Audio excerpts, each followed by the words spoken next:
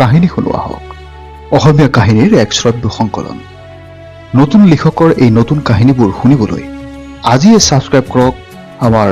YouTube channel কাহিনী শুনোৱা হওক এক নতুন কাহিনী লৈ মই দীপাংকৰ শৰ্মাই আকৌ আহিছো আপোনালোকৰ মাজলৈ আজিৰ কাহিনী অনুকম্পা ৰচনা প্লাবিতা বৰা আহক তেনে কাহিনীৰ মাজলৈ আগবাঢ়ো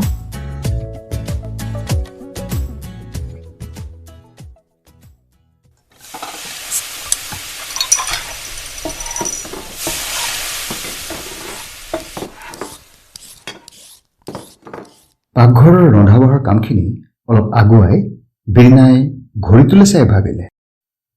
ভাতকেইটা খোৱাৰ আগে আগে তুলি দিলেও হ'ব থাকক এতিয়া গেছটো অফ কৰি তাই টিভিৰ সন্মুখত বহি থকা দিলীপৰ ওচৰতে বহি ক'লেহি বুজিছে মানুহজনী আজি আমাৰ ৰাস্তাটোতে ঘূৰি ফুৰিছে টিভিত মগ্ন হৈ থকাৰ পৰাই দিলীপে সুধিলে কাৰ কথা কৈছা সেই মানসিক ৰোগীজনী যে তাই কথা কৈছো বিৰিনাই উত্তৰ দিলে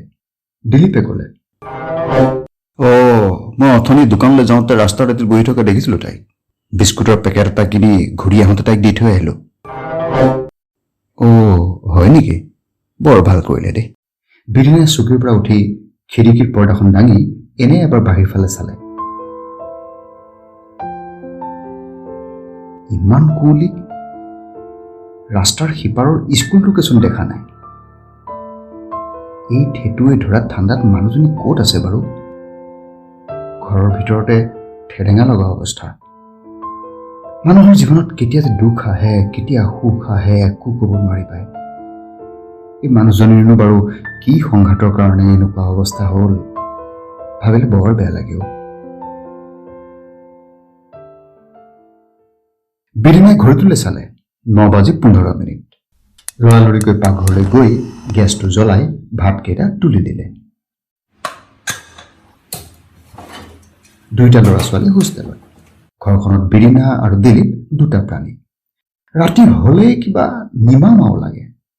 ঠাণ্ডাৰ কাৰণে দোকান পোহাৰবোৰোচোন 8 মানতে বন্ধেই কৰি দিয়ে ৰাস্তাটো মানুহৰ আহ যাহ একেবাৰে কমি যায় কুকাৰৰ হুইচেলটো বাজি উঠাত বিৰিনাই গেছটো অফ কৰি দিলীপক চিঞৰিলে হেৰি ভাত বাঢ়িবলৈ লৈছো দেই আহক গৰমে গৰমে খাই নল'লে চেঁচা হৈ যাব গোটেইখন ভাতকেইটা খাই দিলীপ আকৌ টিভিৰ সন্মুখত বহিলোঁ বিৰিনাই মুখৰ ভিতৰতে ভুল ঘূৰালে কাম বন নাই খালি টিভি মই সেই ঠাণ্ডা পানীবোৰ চুই চুই কাম কৰি থাকিব লাগে ফোনটো ৰিং হোৱা শুনি বিৰিনাই দিলীপক চিঞৰি ক'লে হেৰি ফোনটো ৰিচিভ কৰকচোন এই সময়ত বাবা নহ'লে বেবীয়ে ফোন কৰে নহয় দিলীপৰ ফোনত পতা কথা শুনি বিৰিনাই গম পালে বেবীয়ে ফোন কৰিছে দিলীপে বিৰিনাক ৰিঙিয়ালে হেৰা তুমি কথা পাতিবা নেকিহে বেবী আছিলে লাইনত বিৰিনাই কাঁহী বাতি ধুই থকাৰ পৰাই ক'লে আজি থাকক বেবীক কওক কাইলৈ দেওবাৰ দিনত ফোন কৰিবলৈ ভালকৈ কথা পাতিম তাইৰ লগত পাকঘৰৰ কাম শেষ কৰি বিৰিনাই চাবিটো লৈ গেটৰ তলাটো মাৰিবলৈ ওলাই আহিল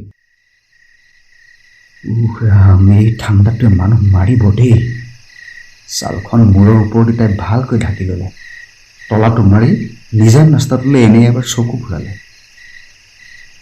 কুঁৱলীৰ মাজত দেখিলে লাইট পষ্টটোৰ তলত কোনোবা জুপুকা মাৰি বহি আছে মানুহজনী দেখোন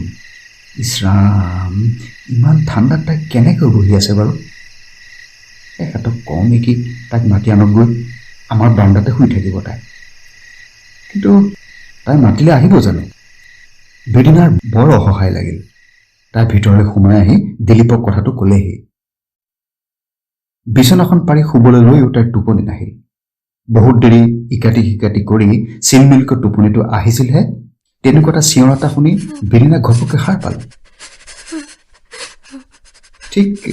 চিঞৰ নহয় যেন কৰুণ বিননিহে এটা শুই থকা দিলীপক জগাই মাতিলে তাই হেৰি উঠকচোন তাই চিঞৰিছে শুনিছে ইতিমধ্যে দিলীপো সাৰ পাইছিল বিৰিনাই ক'লে কি কৰোঁ বাৰু হঠাতে দিলীপে কিবা এটা মনত পৰাৰ দৰে কৈ উঠিল হেৰি নহয় আমাৰ যে পুৰণি ৰাগ এখন আছিল তুমি কোনোবা দুখীয়া মানুহক দিম বুলি কৈ থৈছিলা নহয় সেইখনকে উলিয়াই দিয়াচোন তাৰ গাত অলপ দি আহোঁগৈ। পুৰণি যদিও এটা আছে তাত। বিৰিনাৰ মনটো ভাল লাগিল। তাই লৰালৰিকৈ ডিভানখনৰ পৰা ৰাগখন উলিয়াই আনি দিলীপৰ হাতত তুলি দিলে। ৰাগখন লৈ দিলীপ মানুহজনীৰ ওচৰলৈ ওলাই গ'ল। বিৰিনাও পিছে পিছে গ'ল। তাই দেখিলে দিলীপে ৰাগখন মানুহজনীৰ গাত মেৰিয়াই দিওঁতে মানুহজনী বিনাবলৈ এৰি দিছে। এবাৰ দিলীপলৈ আৰু এবাৰ ৰাগখনলৈ চালে। ৰাগখন পাই তাইৰ চকুটোতে যেন উজ্জ্বল হৈ উঠিল। তাই সেইখন নিজেও অলপ ঠিক কৰি লৈ লাহেকৈ কাটি হৈ শুবলৈ ল'লে। ইতিমধ্যে তাইৰ বিননিটোও বন্ধ হৈছিল। অসহায় মনেৰে তাইক সেই নিজান ৰাস্তাটোত মুক্ত আকাশৰ তলত এৰি দিলীপ আৰু বিৰিনা ঘৰৰ ভিতৰলৈ সোমাই আহিল। পিছদিনা বিৰিনাই দেৰিকৈ সাৰ পালে। চকু মেলিয়েই মানুহজনীৰ কথা মনত পৰিল। লৰালৰিকৈ উঠি গেটৰ পৰা চালেগৈ। তাই নাই। বোধহয় তাই ঠাই সলাই নতুন ঠাইত থিতাপি লৈছিল।